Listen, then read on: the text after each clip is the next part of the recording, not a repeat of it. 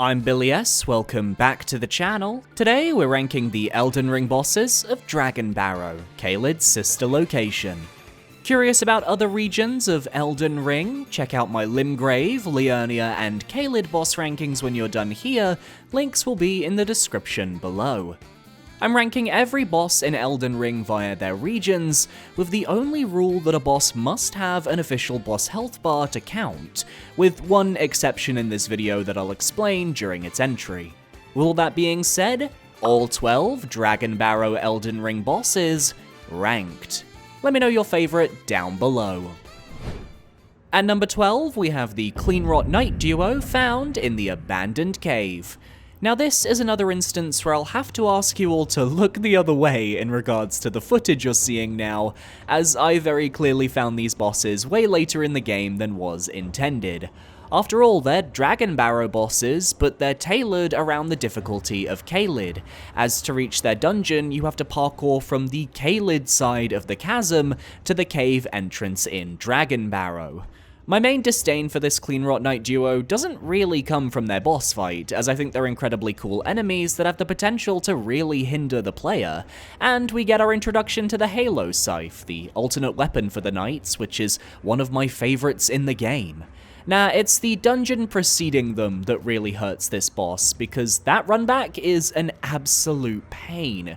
The Abandoned Cave is a rotted, fetid nightmare with some of the most obnoxious Scarlet Rot bullshit in the game. You need status healing items to remotely have a shot at rushing through the dungeon, which you'll want to do because the bosses drop the Golden Scarab, which increases rune acquisition by 20%. A literal requirement if you're needing to farm runes for extra levels. And the fact you can access this cave from so early in the game means you might end up taking this pair on too early to handle their moveset. I don't really think there's a just right moment for this gank, and I hate that they're basically required if I want one of my go-to farming talismans each playthrough. At number 11, we have the Dragonbarrow Putrid Avatar. I've already gone on record in a previous video talking about how, of the Putrid Avatars, this is my least memorable fight by far. The Caelid variant has an interesting downhill arena, the Consecrated Snowfield variant, while I hate it more, is still more memorable due to being the last minor Erd tree most players visit, and the Elfile Putrid Avatars either have memorable placement or drop their weapon upon defeat. This Putrid Avatar has one use, and that's to very quickly get 91,000 runes once you've learned their moveset. Dragonbarrow has a running theme, which is that there are a lot of technically simple bosses to find, which give a ton of runes upon defeat, making it a perfect early game farming spot for experienced players. But the difference between the Putrid Avatar and, say, the Knight's Cavalry or Elder Dragon Grail is that I like fighting those bosses. Pretty blunt and very subjective, but I just don't find Putrid Avatars an exciting challenge. The Scarlet Rot might work for some people, but for me, it just doesn't land. At least now I recognize this guy has some use, and his drops, the Opaline Hard tier and the Stonebarb Crap tier, aren't that bad. The former raises all your defenses by 15% for 3 minutes, while the latter makes you more likely to perform stance breaks on enemies for 30 seconds. But I still prefer the rest of Dragonbarrow's boss lineup. At number 10, we have Battle Mage Hughes, found in the Sellia Evergaol. I really wanted to like Hughes. I think his design is incredibly cool, and the offensive magic of the Battle Mages feels so fresh and unique, especially compared to the basic pebbles that the Raya Lucaria Glintstone sorcerers could use. I think his location is well hidden and rather fitting, overlooking the town in which Hughes studied, and his lore as a battle mage who ultimately grew an appetite for conflict, leading to him being imprisoned away, is simple yet effective. But as a fight, he's easy as fuck. He's likely meant to be one of the first battle mages you encounter in the game, so his Gavel of Heimer attack is meant to feel threatening, as is his Cannon of Heimer. In practice though, he never has the distance to make Cannon of Heimer hit, and the Gavel of Heimer has a very predictable dodge window to avoid. Plus, with my high Twin Blade damage, I had no issue melting his health and trading damage to get a win. For defeating him, you get the Battle Mage Hughes Spirit Ashes, allowing you to actually summon him in battle, But honestly, you'd get better mileage out of respeccing into a magic build and using his sorceries yourself. It's funny, I find Hugues easy, but the battle mages at the Halig tree absolutely hand me my ass every time I try to fight them. Hilarious how that one happens. At number 9, we have the Putrid Tree Spirit of the War Dead Catacombs. Compared to many of the ulcerated tree spirits found in Elden Ring, I actually think this Putrid Tree Spirit is used with grace and decorum. The build-up as you go through a catacomb filled with the spirits of Malenia's Cleanrot Knights and Radahn's Redmane Knights is truly impeccable. You're Switzerland, a neutral party, and everyone wants to kill you. So you fight through, unlock the boss door, and discover a Putrid Tree Spirit. Likely the first in the game you'll face, the Tree Spirit being putrid makes sense due to its vicinity to Caelid, and it being the boss of this catacomb makes sense as the Tree Spirit was drawn to the restless ghosts of those knights still waging war. They haven't returned to the Erd Tree. The fight itself is fine. It's a Tree Spirit but with rot-tinged breath attacks. It's got a healthy amount of HP, so the fight lasts a good amount of time, and while the arena is a little cramped, I'd take it over the Grand Cloister Rot River or the Elphael Rot Pool any day. It drops 64,000 runes, more than the other 2 putrid spirits from the endgame, a golden seed for your flask upgrades, and Redmane Knight Ogre's Spirit Ashes, who is the Anor Londo Archer of Spirit Summons. But only if you summon them far away from whatever you're fighting, otherwise they switch to their melee weapon, which just isn't as good. Solid fight overall. I like the placement, I like the lore, and I like the vibes. At number 8, we have the Putrid Crystallian trio found at the end of the Celia Hideaway. Another rare case of me actually enjoying a fight that involves Scarlet Rot. You have to face all 3 Crystallian types, except now they're putrid. Every attack will deal Scarlet Rot build-up, so like with Commander O'Neill and Caelid, my gameplay shifted from avoiding Scarlet Rot to instead defeating the boss before the Scarlet Rot could finish me off. I had ample healing and a large health pool, so that wasn't a concern. This trio has the same issue as the Liurnia Crystallian duo though, in that once one of the bosses starts attacking the player, the other 2 will hang back unless they're within a close aggro range. It can make the fight feel like 3 1v1s as opposed to a 1v3, which might be what some people prefer, but I wanted to feel more threatened. Once all of them ended up in the same part of the arena, then it felt like a boss fight, using my flail to break their stances, then finishing them off with my twin blade once cracked was a satisfying strategy, and experiencing all 3 of the Crystallian movesets continued to be an enjoyable time. I still think the Chakram wielder is the best of the bunch, the spear wielder coming in second, the mage last, but if you aggro the spear wielder first and kill off his spammy thrusts, the other 2 become a piece of cake. And for your troubles, you gain the Crystal Torrent sorcery, which allows you to fire a stream of crystal shards in rapid succession.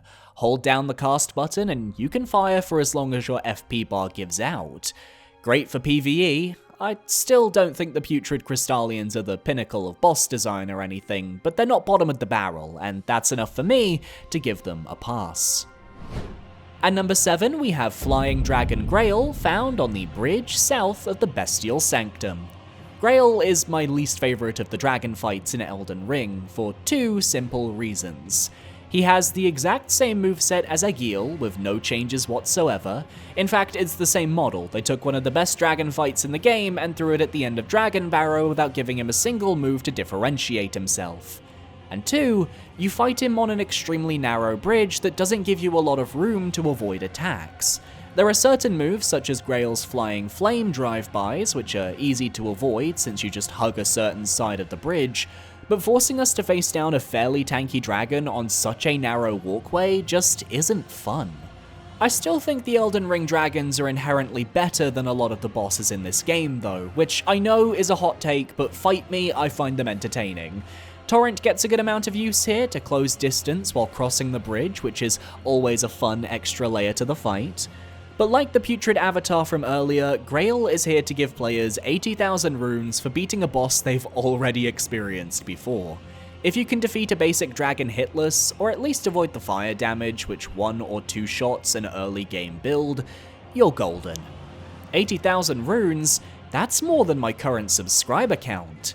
I'm trying to reach 35,000 subscribers by the end of the year. If after watching this video you liked what you saw, consider subscribing for more ranking videos every single week. Or consider going the extra mile and become a channel member. It's $4.99 a month and gets you early access to future videos, as well as a shout out in the description and at the end of every video as well. Back to the list. At number 6, we have the Beastmen of Farum Azula found in Dragonbarrow Cave. I love this boss because it plays around with the trope of showing just how far you've come as the player. Your first cavern was likely Groveside Cave with a singular Beastman of Farum Azula as your boss, and here later in the game, you're in Dragonbarrow Cave with 2 Beastmen of Farum Azula as your boss. Knowing how close Dragonbarrow is to crumbling Farum Azula allows the lore of them being here to make sense, which I find narratively satisfying. And as for the fight itself, on my first attempt, I made the mistake of focusing on the cleaver wielder first and leaving the knife user alone. Never do this, because that knife man is accurate, and his projectiles do solid damage that the cleaver can take advantage of to whittle you down. They killed me. I retried the fight, switched my target, and then everything went nice and smooth. They reward you for figuring out which target is easier to kill and exploiting that weakness for your own gain.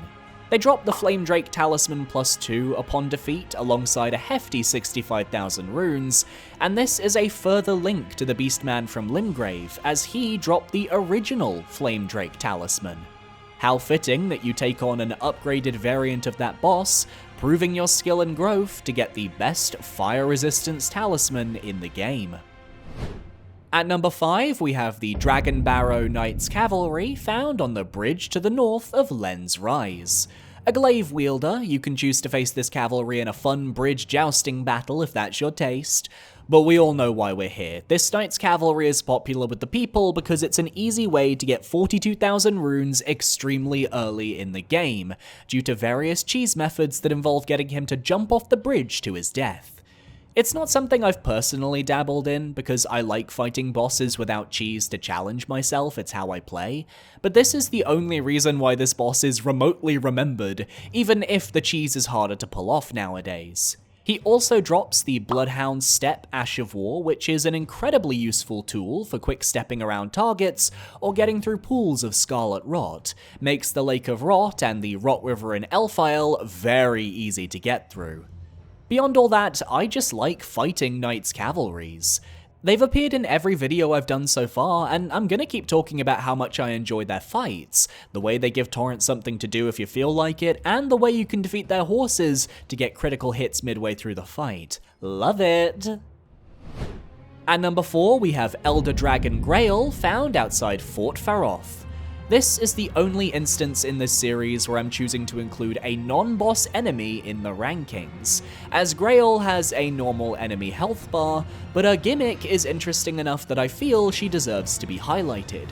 She can't defend herself, and if you want, you can attack her tail and very slowly chip away at her health until she dies, but this will take forever. Instead, consider the intended method of defeating her, slaying the 5 dragons scattered around her arena. Each of them is infused with her life force, so by slaying them, you slay her. Taking on each dragon in turn is a melee-focused player's dream, as they don't use any flame attacks. You can block their hits, guard counter, and destroy those little lizards in an instant.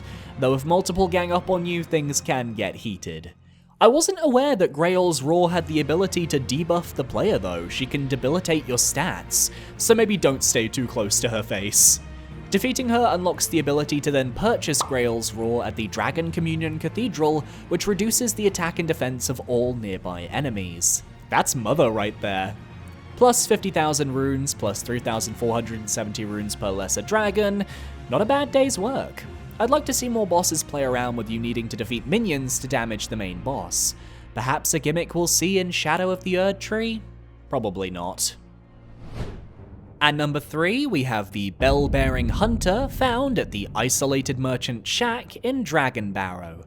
My favourite of the Bell-Bearing Hunter fights, the Dragonbarrow variant is the hardest found in the game, more so than even Elima of the Briar's main appearance. His moveset remains the same as it always has, but his damage output is through the roof, and he has a whopping 10,619 HP, alongside a high defense stat. This is the ultimate Elmer of the Briar challenge to see if you've mastered his moveset enough to take him down.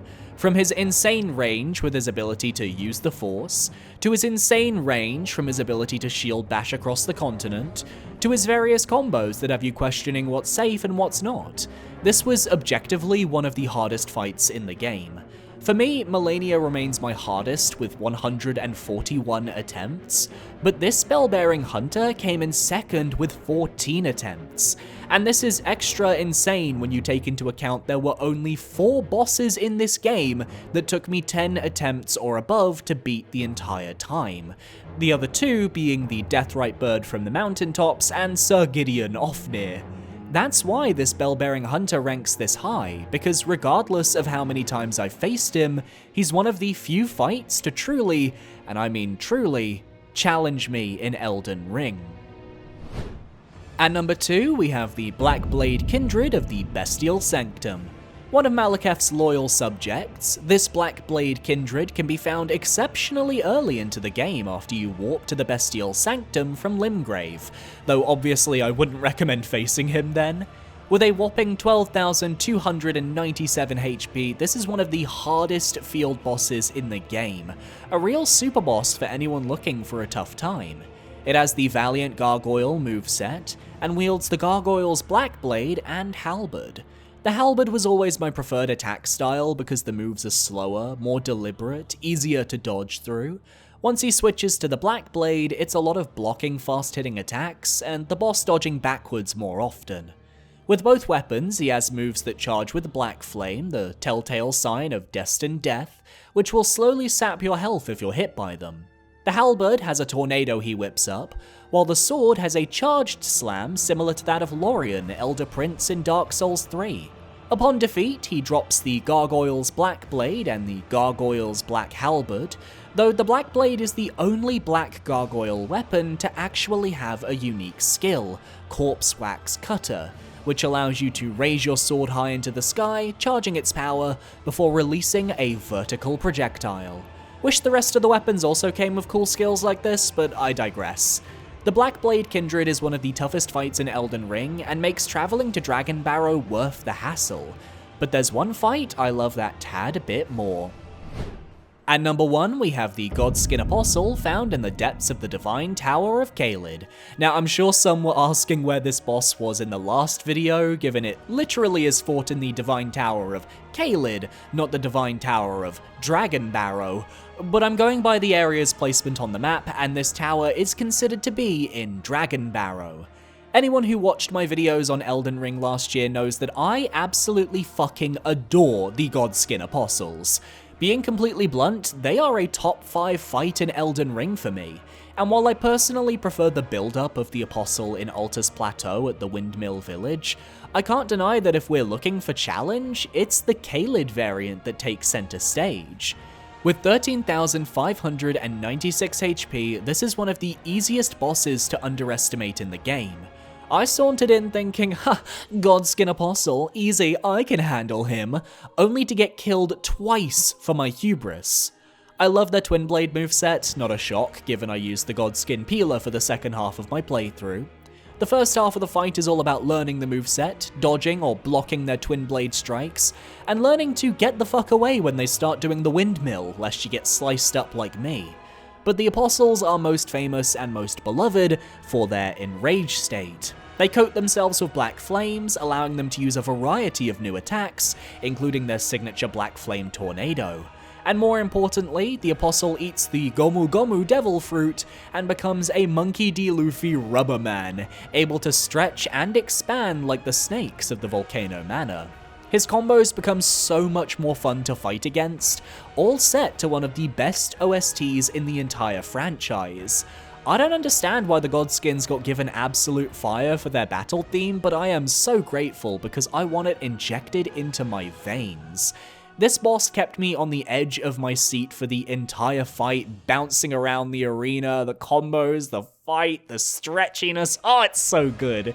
And even when I came out on top, I felt like I'd overcame some real adversity. And 94,000 runes as a reward, plus the entire Godskin Apostle armor set? Yes, please.